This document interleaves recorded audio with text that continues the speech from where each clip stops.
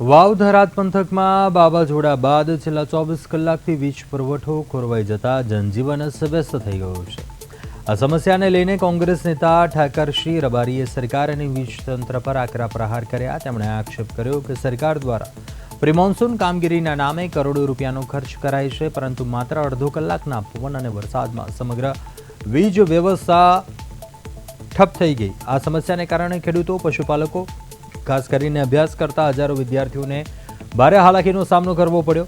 ઠાકરસિંહ રબારીએ તંત્રને ચીમકી ઉચ્ચારી છે કે જો તાત્કાલિક અસરથી તમામ ગામો અને શહેરોમાં વીજ પુરવઠો પુનઃસ્થાપિત કરવામાં નહીં આવે તો આવનારા દિવસોમાં જિલ્લા કલેક્ટર કચેરીએ ધરણા પ્રદર્શન અને ઉપવાસ આંદોલન કરવામાં આવશે।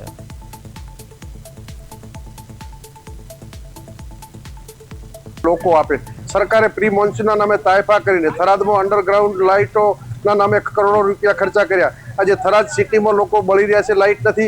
વાવ થરાદ જિલ્લાના તમામ ગામોમાંથી ફોન આવે છે, ખેડૂતો પરેશાન છે, ઉંમરલાયક માણસો બીમાર હોય તો રહેવું કઈ રીતે।